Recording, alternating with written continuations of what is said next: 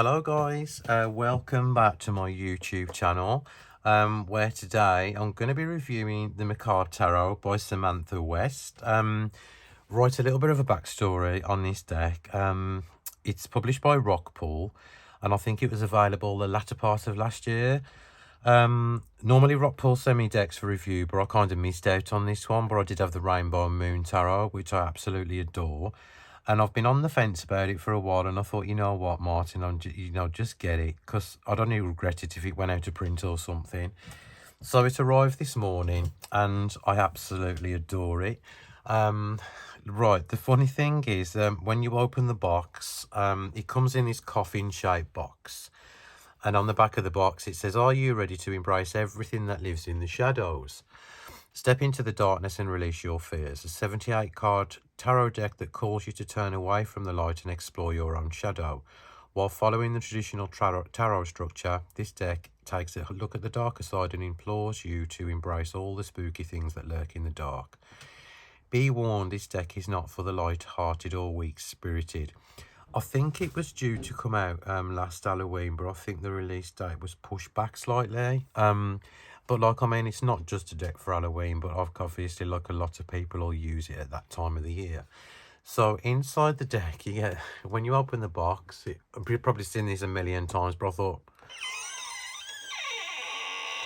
so you get that super cool, silly creaking, as you would a coffin, and the deck is housed in there with a little guidebook.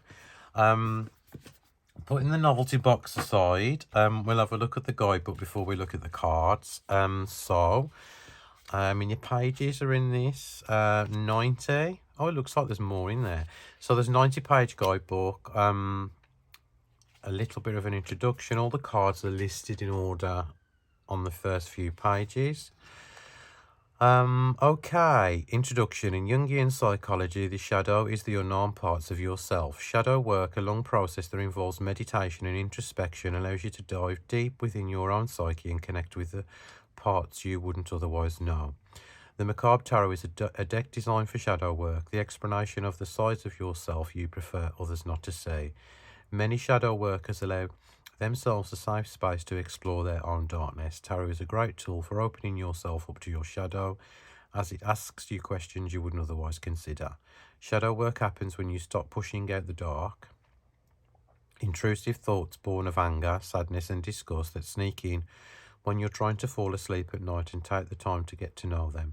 Knowing your true authentic self is only possible when you work to understand all of your sides. That's really strange, because that was my reading on Instagram this morning. And I've only just had this deck come.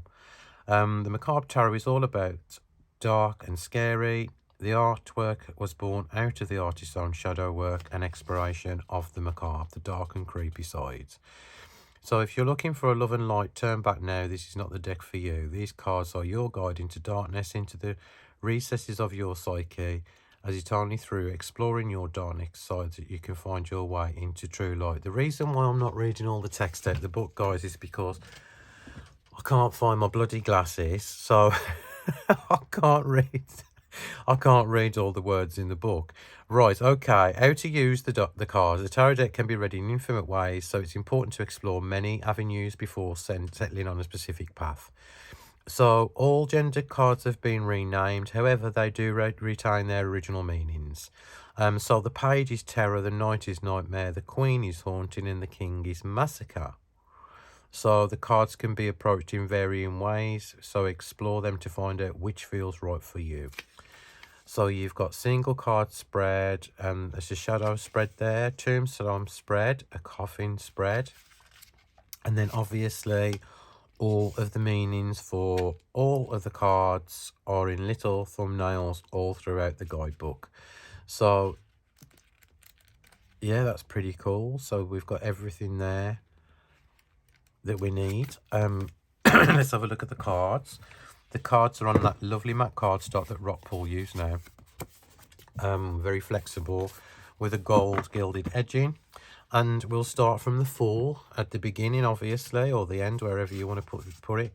The Magician, the Divine, so that was the High Priestess. So that's the Empress. and that's the Emperor. I love that the cards are, you know, some black, some white. I see a bit of a theme of this going on in some of the decks now, which I like. It's super cool. It looks really nice, aesthetically pleasing. The guide is really good rename for the Hierophant. I absolutely love that. And the Lovers. You know, I was reading something last night. I think it was in the book for the Star Tarot, because I've been reading the guidebooks for these different decks I've got. These are still stuck together. And it said about the Lovers card, and it's about, you know, kind of the alchemical wedding and, you know, the two sides you need to make a whole. So obviously this kind of like relates to what I've been reading. You know, we've got a light side and a shadow side, and together they make a whole, so that's really cool. The Chariot. Strength. The Hermit is like the Plague Doctor. Wheel of Fortune. Do you know, looking at the majors so far, I didn't realise it was such a cool deck. You know, because it really does convey the meaning of the traditional Rider-Waite-Smith meaning of the card. So there's no guessing games. You know, it's probably, you know, you can read it straight out of the box. Would I say it's for a beginner? Kind of. Obviously, you haven't got like hugely over pictorial scenes like a Rider-Waite-Smith deck, because the artwork is very minimal, but you still get the meaning of the card.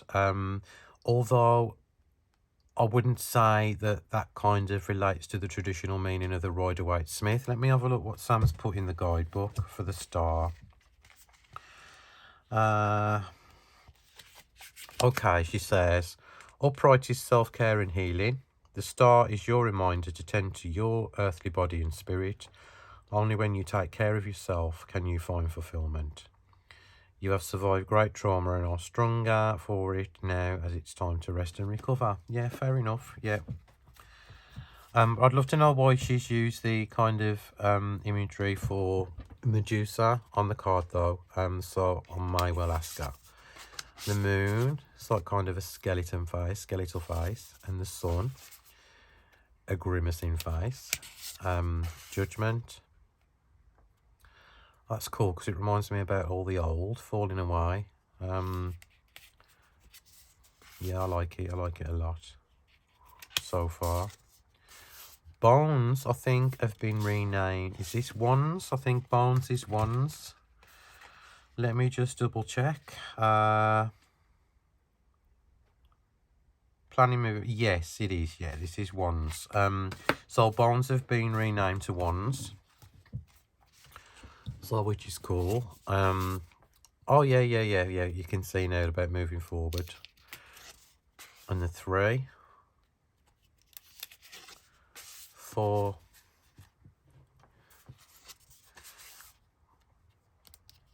Oh, it is a really, really good concept, actually.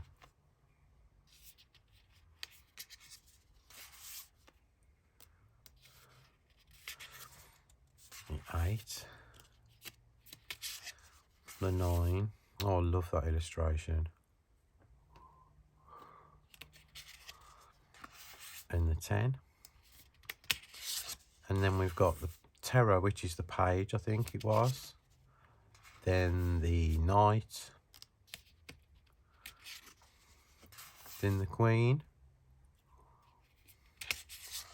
And then the King. Yeah, because I remember the Kings were Massacre. Daggers is obviously... Let me just like kind of like release some of these cards because the guild... Oh yeah, tip for you guys as well. If nobody knows and they're new on here, when you get a gilded deck come through, always make sure that you kind of pull the cards apart first, because you can actually, you know, get some stick and they can actually tear in the corner. So yeah, as I didn't obviously do, but I was kind of careful with them. So we've got the 2 of Swords, 2 of Daggers. There's the 3 and the 4, 5. Oh, that's cool. 6, 7, 8. Yeah, very typical Rider-Waite-Smith image there. Bound with a blindfold. 9. And the 10. Terror. The Nightmare. The Haunting. And the Massacre.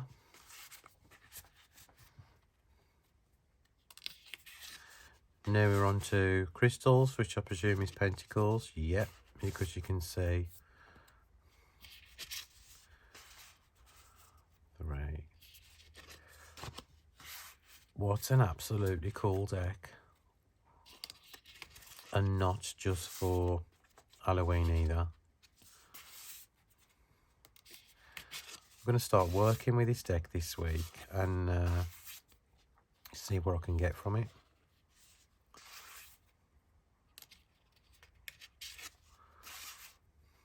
I love the images. Look at that, fierce.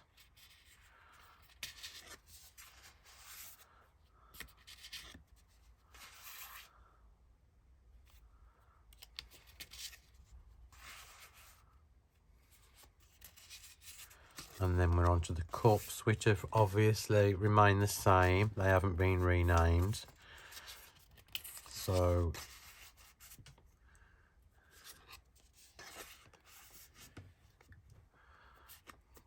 3,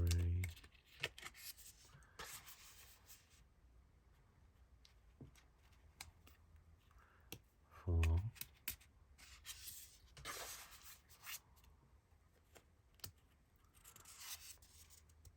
really, really cool imagery.